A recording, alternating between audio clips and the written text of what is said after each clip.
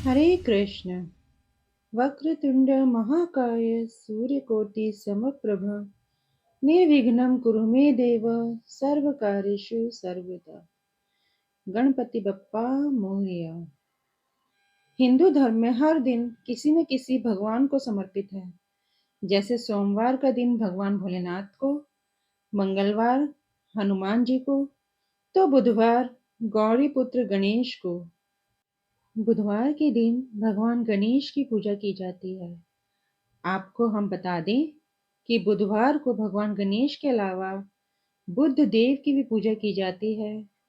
कई लोग भगवान गणेश और बुद्ध देव दोनों के लिए साथ में व्रत करते हैं, तो कुछ लोग अलग अलग व्रत का पालन करते हैं। ऐसी मान्यता है कि बुधवार का व्रत करने से घर में धन धान्य की कमी नहीं रहती, व्यापार में वृद्धि होती है।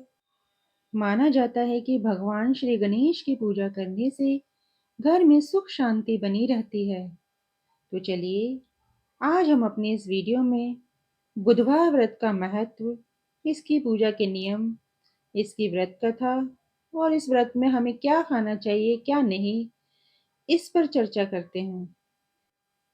बुधवार व्रत में बुधवार कथा का पाठ आवश्यक माना जाता है। पौराणिक कथा के अनुसार समतापुर नगर में मधुसूदन नामक एक व्यक्ति रहता था। वह बहुत ही धनवान था। मधुसूदन का विवाह बलरामपुर नगर की सुंदर और गुणवान कन्या संगीता के साथ होता है। शादी के बाद वो अपनी पत्नी को लेने अपने ससुराल बुधवार के दिन पहुंच जाता है।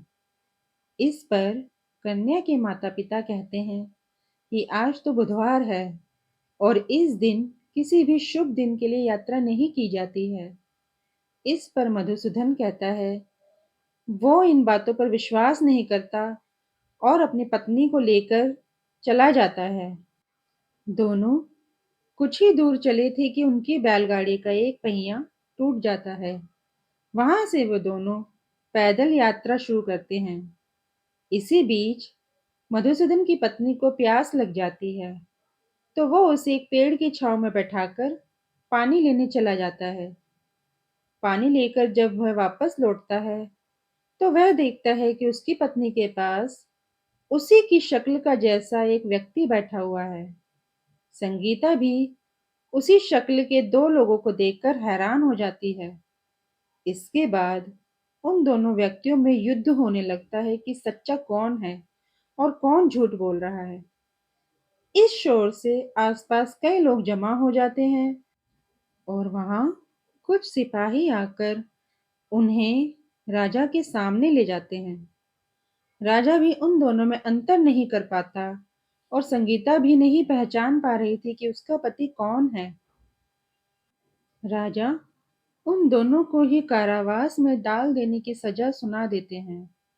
सजा सुनकर मधुसूदन घबरा जाता है और भगवान से प्रार्थना करने लगता है कि उसे किन पापों की सजा मिल रही है। तभी वहां आकाशवाणी होती है कि मधुसूदन, तुम अपने सास ससुर के कहने पर भी अपनी पत्नी को ले आए, ये उसी का नतीजा है। इसके बाद मधुसूदन माफी मांगता है कि हे बुद्धदेव, मुझे माफ कर दें। अब कभी किसी शुभ काम के लिए इस दिन यात्रा नहीं करूंगा और हर बुधवार को व्रत भी किया करूंगा। इस प्रार्थना के बाद भगवान बुद्ध देव मधुसूदन को माफ कर देते हैं और भगवान बुद्ध देव के माफ करते ही सामने खड़ा व्यक्ति गायब हो जाता है। राजा और सभी लोग इसे देखकर हैरान हो जाते हैं। इसके बाद राजा मधुसूदन और उसकी पत्नी को सम्मान के साथ विदा करते हैं। कुछ ही दूरी पर उन्हें अपनी बैलगाड़ी मिल जाती है और दोनों अपने राज्य की तरफ चल पड़ते हैं। इसके बाद मधुसूदन और उसकी पत्नी हर बुधवार को विधि के साथ व्रत करने लगते हैं और दोनों सुख के साथ अपना जीवन यापन करते हैं। जोशियों के अनुसार अगर आप भी बुधवार व्रत को शुरू करना चाहते हैं, तो इसे शुक्ल पक्ष यानी अमावस निकल जाने के बाद जो भी पहला बुधवार आए, उस दिन से आप व्रत की शुरुआत कर सकते हैं। बुधवार व्रत की संख्या 21 या 45 की जाती है।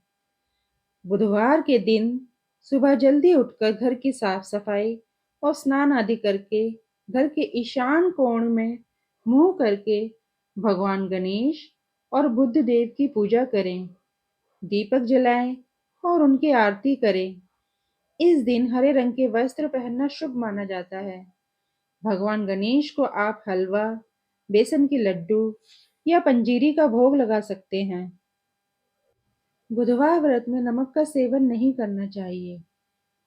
इस दिन पान का सेवन भी नहीं किया जाता है। आरती युगल किशोर की कीजे, तन मन धन न्यौछावर कीजे। गौर श्याम मुख निखरत रीजे, हरि का स्वरूप नयन भर पीजे। रवि शशि कोट बदन की शोभा, ताहि निरखी मेरो मन लोभा। आरती युगल किशोर की कीजे, तन मन धन न्यौछावर कीजे। ओढ़े नील पीत पट सारी, कुंज बिहारी गिरवर धारी। फूलन की सेज फूलन की माला, रत्न सिंहासन बैठे नंद लाला। आरती युगल किशोर की कीजे, तन मन धन न्यौछावर कीजे। कंचन धार कपूर की बाती, हरि आए निर्मल भई छाती। श्री पुरुषोत्तम गिरिवर धारी, आरती करे सकल ब्रज नारी। नंद नंदन ब्रज भान किशोरी, परमानंद स्वामी अविचल जोरी। आरती युगल किशोर की कीजे, तन मन धन न्यौछावर कीजे।